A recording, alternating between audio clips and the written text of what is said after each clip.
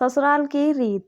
शिक्षापद कहानी। एक लड़की विवाह करके ससुराल में आई। घर में एक तो उसका पति था, एक सास थी और एक दादी सास थी। वहां आकर उस लड़की ने देखा कि दादी सास का बड़ा अपमान तिरस्कार हो रहा है। छोटी सास उसको ठोकर मार देती है, गाली दे देती है।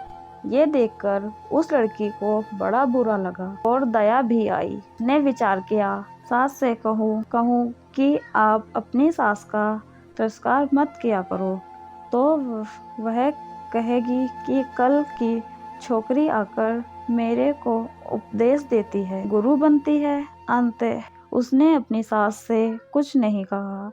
उसने एक उपाय सोचा। वह रोज काम धंधा करके दादी सास के पास जाकर बैठ जाती है और उसके पैर दबाती। जब वह वहां ज्यादा बैठने लगी तो यह सास को सुहाया नहीं।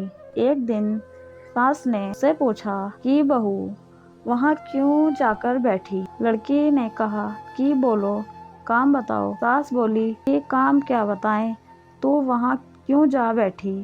लड़की बोली कि मेरे पिताजी ने कहा था कि जवान लड़कों के साथ तो कभी बैठना ही नहीं, जवान लड़कियों के साथ भी कभी मत बैठना।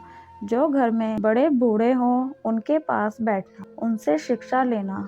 हमारे घर में सबसे बूढ़ी ये ही है और किसके पास बैठूं।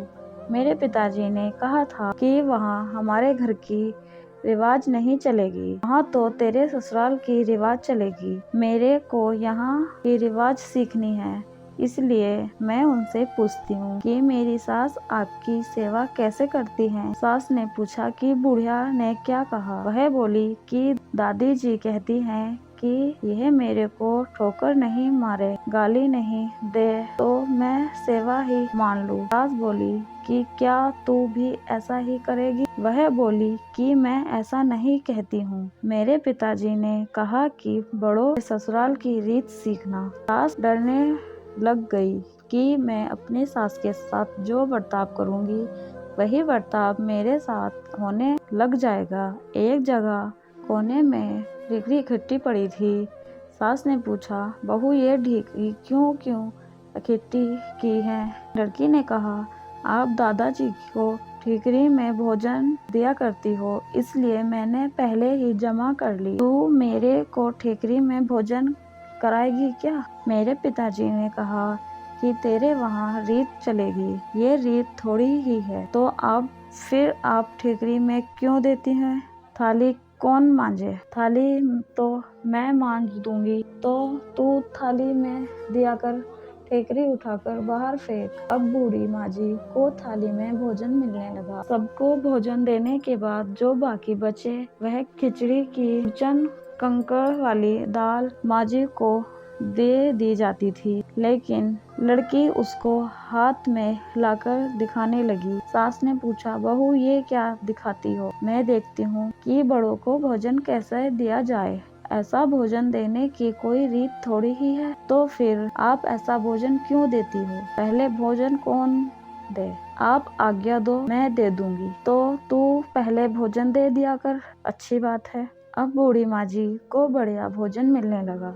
रसोई बनाते ही वह लड़की ताजी खिचड़ी, ताजा फुल्का, दाल साग ले जाकर माँ जी को दे देती। माँ जी तो मन ही मन आशीर्वाद देने लगी।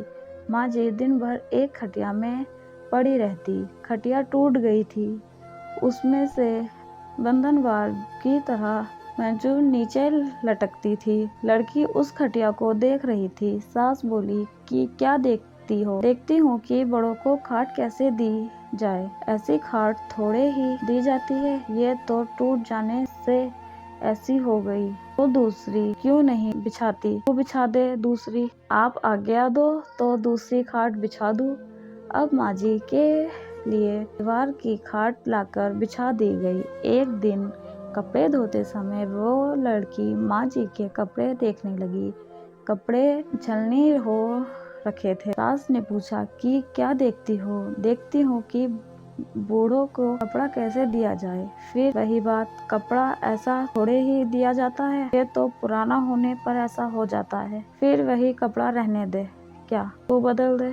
अब लड़की ने माँ जी का कपड़ा, चादर, बिछौना आदि सब बदल दिया। उसकी चतुराई से बूढ़ी माँ जी का जीवन सुधर गया।